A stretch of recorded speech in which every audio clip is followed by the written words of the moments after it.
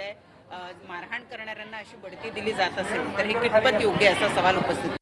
एक असं जी घटना घडली, कशामुळे घडली त्याबद्दलच्या इमिजिएट प्रतिक्रिया द्यायच्या होत्या मी त्याच वेळेला दिल्या.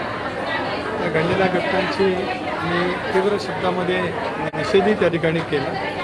त्याच्या अनुषंगाने राष्ट्रीय कार्याध्यक्षांनी सूरज चव्हाण यांचा राजीनामा सुद्धा त्या ठिकाणी घेतला. शेवटी घडलेल्या घटनेच्या बद्दल त्यांना जी शिक्षा द्यायची होती ती दिलेली आहे. गेले अनेक वर्ष सुरेश चव्हाण सुद्धा पक्षाच्या संघटनेमध्ये काम करतात. पक्षाच्या कोर ग्रुपने त्यांच्यावरती प्रदेश सरचिटणीस पदाची जबाबदारी विचारपूर्वक त्या ठिकाणी दिलेली आहे.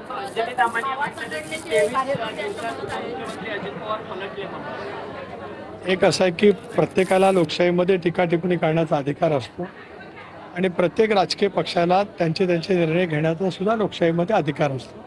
पक्षाच्या वरिष्ठ कोर ग्रुपने त्या संदर्भातला योग्य तो निर्णय घेतला आहे आणि त्यामुळे त्यांची नियुक्ती त्या ठिकाणी झालेली आहे. आधी शिक्षा आणि आता शाबासकी. एक असं आहे की शेवटी प्रत्येक मी मगाशी सांगितल्याप्रमाणे लोकशाहीमध्ये प्रत्येक संघटनेला आपापले मत मांडण्याचा निश्चित त्या ठिकाणी अधिकार आहे. घटना घडली त्याचं साधारणतः वृत्तसुद्धा आपण सर्वांनी मग त्या ठिकाणी पाहिलेलं आहे. पक्षाच्या वरिष्ठ ग्रुपने कोर ग्रुपने हा त्या संदर्भातला निर्णय घेतलेला आहे. त्याच्यामुळे स्वाभाविकपणाने क्रियाप्रतिक्रिया उमटल्या जातीलच.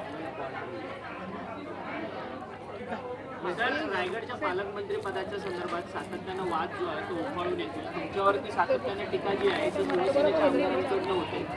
तुमच्याकडे काय प्रत्युत्तर असणार का? कारण की भरत गोगावले देखील म्हणतात. मी कधी राजकीयदृष्ट्या प्रत्युत्तर कुठल्या गोष्टीचं देत नाही. टीका टिप्पणी ही नेहमी होतच राहत असते. पालकमंत्री संदर्भामध्ये सुद्धा माननीय मुख्यमंत्री, दोन्ही उपमुख्यमंत्री, रायगड असेल नाशिक असेल या संदर्भातला निर्णय योग्य वेळेला त्या ठिकाणी घेतील. ध्वजावरणाचा निर्णय, ध्वजारोहणाचा निर्णय हा सरकारने माननीय मुख्यमंत्र्यांनी त्या ठिकाणी घेतला. त्यामुळे उद्याचं स्वातंत्र्य दिनाचं ध्वजारोहण त्या ठिकाणी आदिती तटकरे करतील. पण हा त्यामुळे टीका टिप्पणी जरी झाली तरी त्याला उत्तर देणं माझ्या स्वभावात नाही. मी माझ्या कृतीतून ज्या पद्धतीने लोकांची सेवा करायची असते ती करत राहतो. लोकसभा सदस्य या नात्याने मी नेहमीच या भावना व्यक्त केल्यात की महायुतीच्या सर्वच घटक पक्षांनी मला सहकार्य केलं. त्याच्याबद्दल मी कधी नाकारलेलं नाही. बाकी इतर गोष्टी ह्या राजकारणामध्ये ज्या वेळेला आघाडीची सरकार येतात, युतीची सरकार येतात त्याला काही प्रमाणामध्ये उमटत असतात.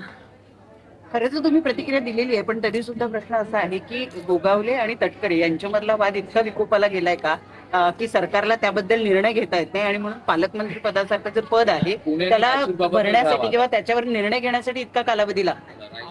त्या संदर्भामध्ये मी खूप वेळा बोललेलो आहे. यापेक्षा अधिक या विषयावरती बोला असं मला वाटतं.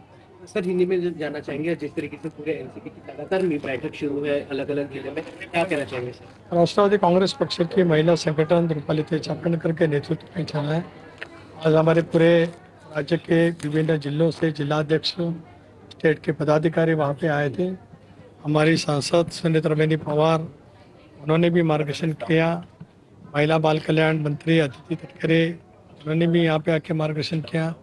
हमारे वरिष्ठ साथी राजलक्ष्मी भोसले, सुरेखाताई ठाकरे, विभिन्न जिले के हर महिला संगठन को यहाँ बोलने का मौका हमारे महिला अध्यक्ष ने वहाँ पे दिया था. चुनाव जो स्थानिक स्वराज्य संस्था के आने जा रहे हैं उसको मद्देनजर रख के राष्ट्रवादी कांग्रेस पार्टी अपनी संगठन के काम चला रही है. कृपालताई के माध्यम से राष्ट्रवादी कांग्रेस पार्टी की महिला संगठन